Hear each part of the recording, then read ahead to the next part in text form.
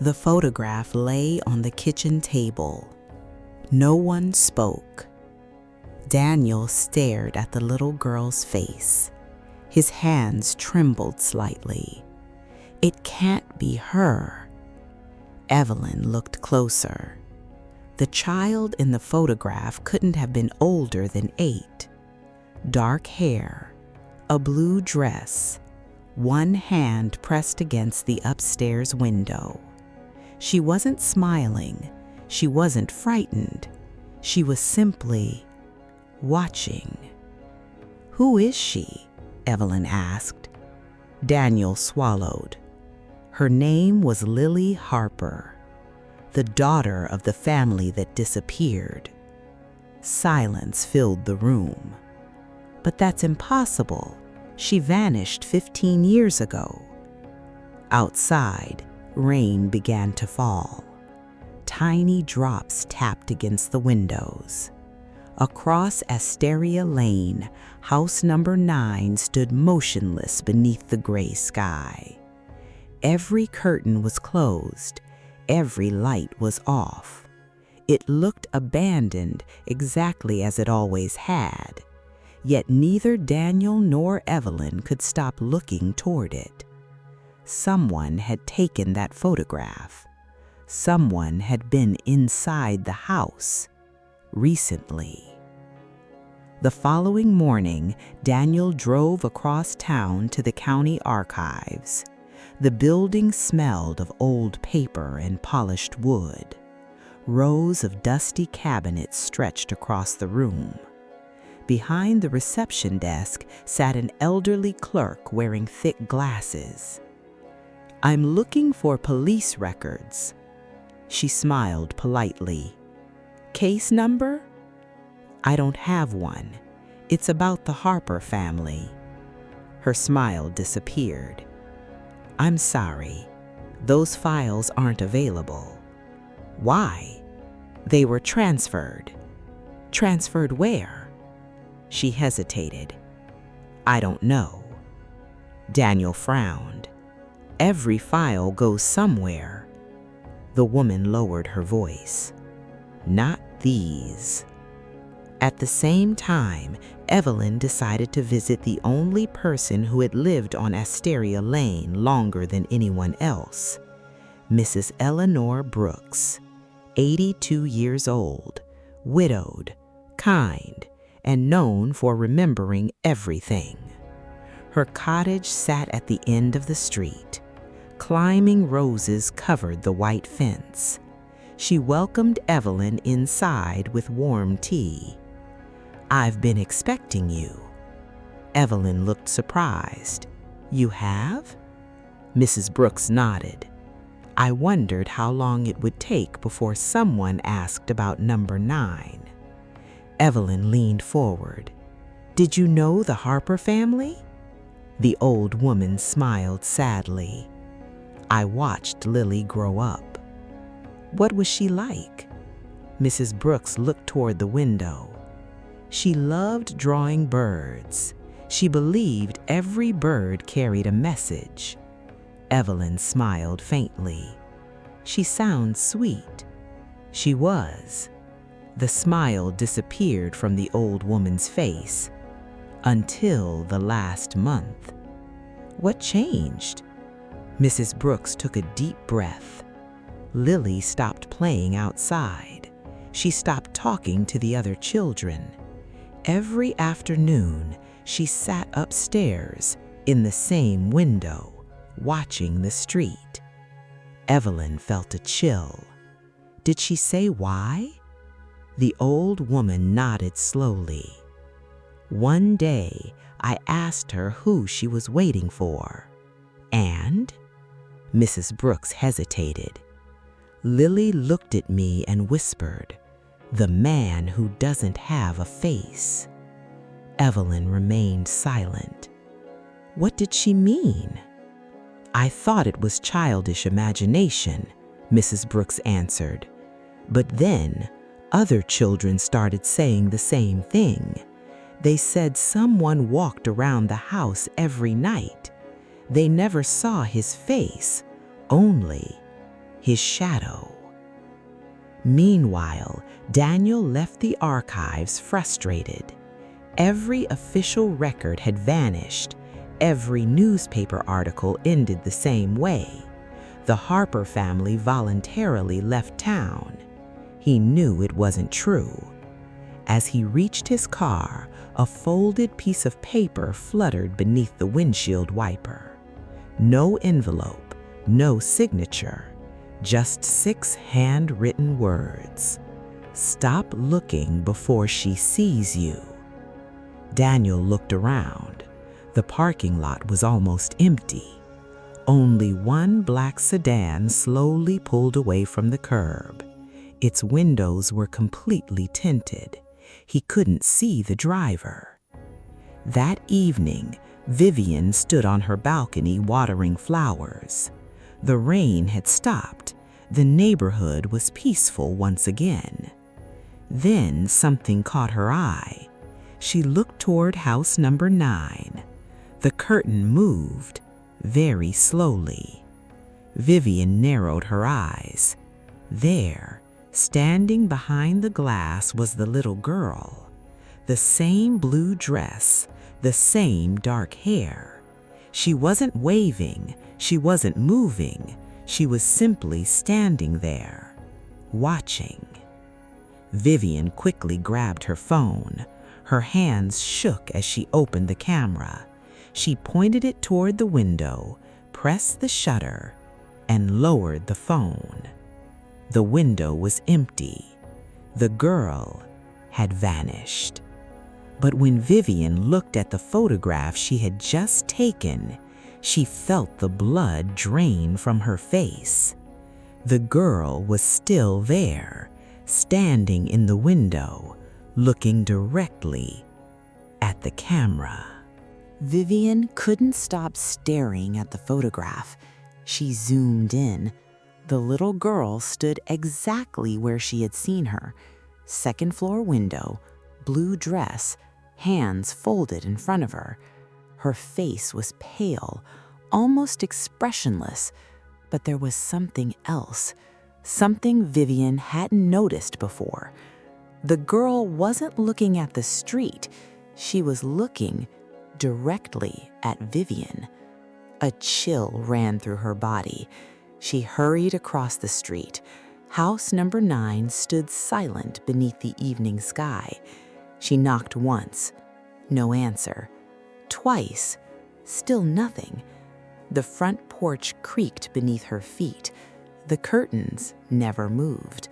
Gathering her courage, she tried the doorknob. Gently locked. She exhaled with relief. Just as she turned to leave, she heard it. A soft knock from inside the house. 3 slow taps. Knock, knock, knock. Vivian stepped backward. The sound came again, this time from upstairs. Across town, Daniel and Evelyn sat inside Detective Mark Reeves' office. Mark had retired 5 years ago, but before that, he had spent nearly 30 years investigating missing persons, including the Harper family. The detective placed a thick folder on his desk. "I shouldn't have this." Daniel frowned. "I thought the records disappeared." "They did. Officially." Mark opened the folder. Yellowed photographs, witness statements, handwritten notes, everything the archives claimed no longer existed. "I made copies.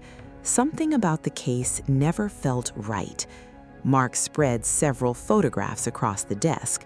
This was taken the day after the family disappeared. Daniel immediately recognized the house, house number 9. Police officers stood outside. Neighbors watched from across the street. "It looks normal," Evelyn said. "Look closer." She leaned in, then froze. Standing behind an upstairs curtain was a child, barely visible. Daniel's eyes widened. "Lily!" Mark slowly shook his head. "That's impossible. According to the timeline, the photograph was taken almost 24 hours after the family vanished. Silence filled the office. If no one was inside the house, who was standing at the window? Mark removed another document. This never appeared in the official report. It was a witness statement written by Officer James Holloway. Daniel began reading aloud. At approximately 8:17 p.m., I observed movement in the upstairs east-facing bedroom. A juvenile female appeared to be standing behind the curtain.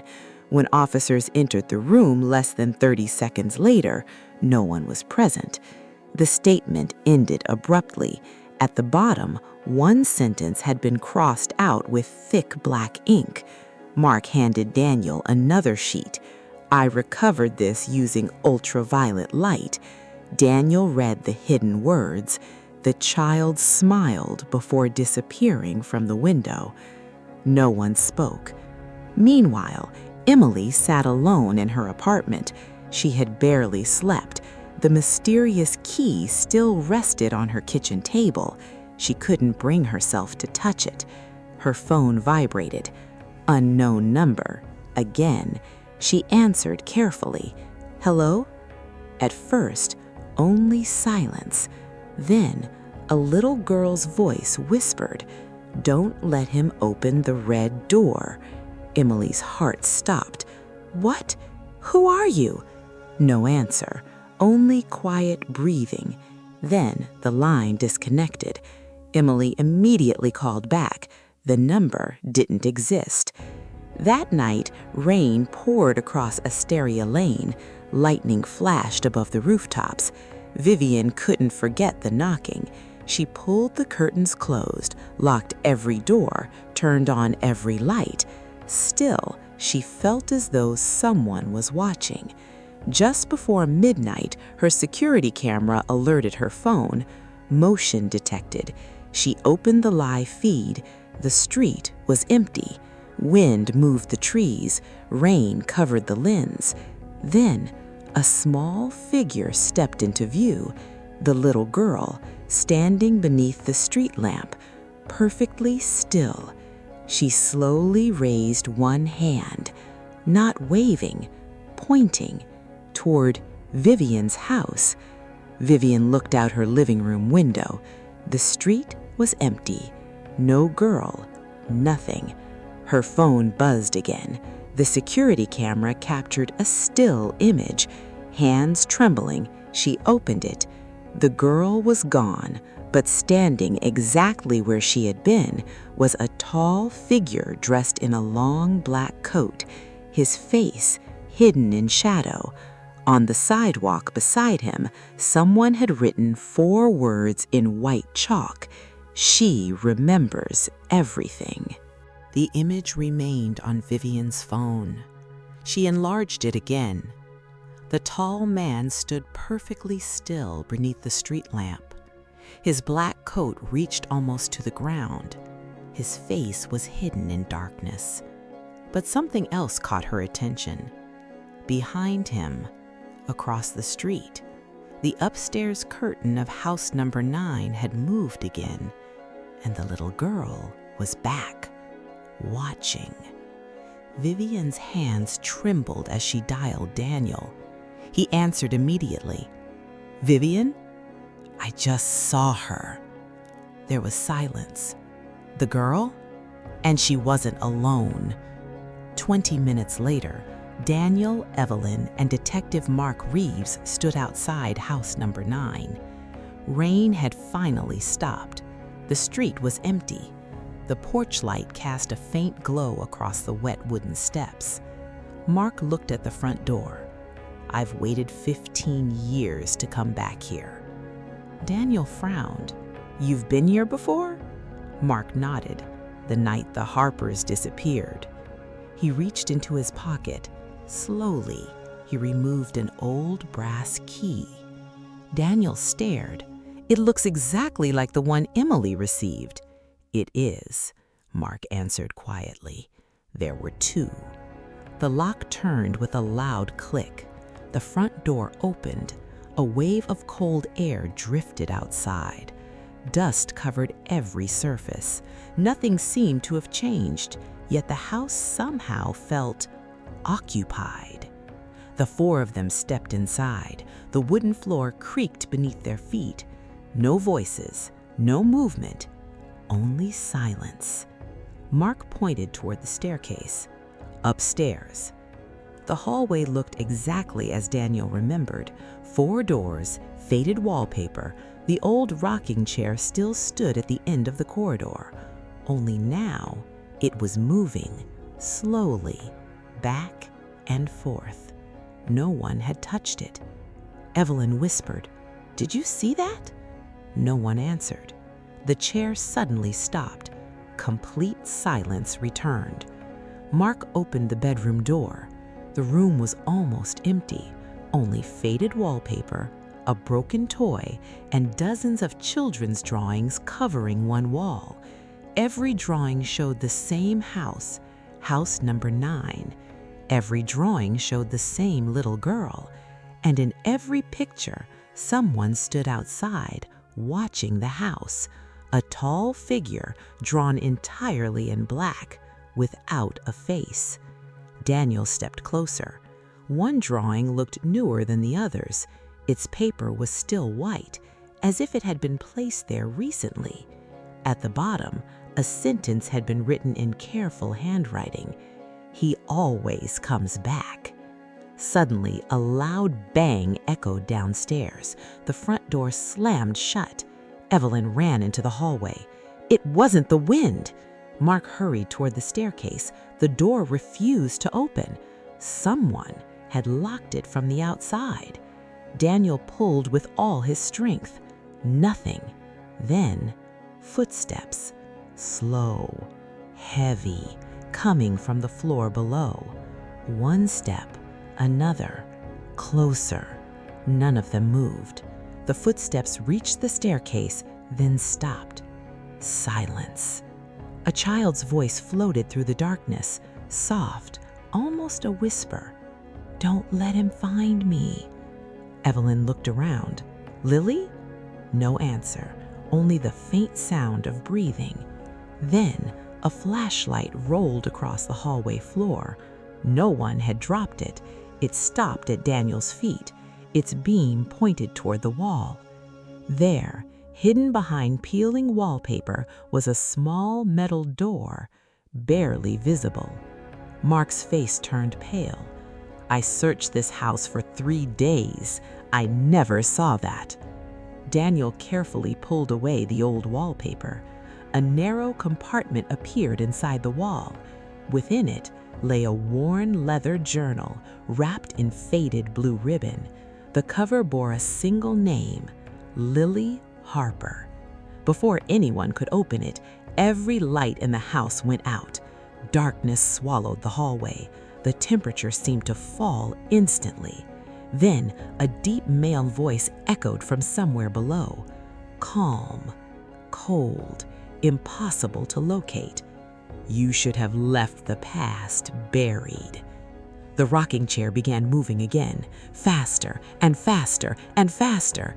Then everything stopped. The lights flickered back on. The front door downstairs stood wide open.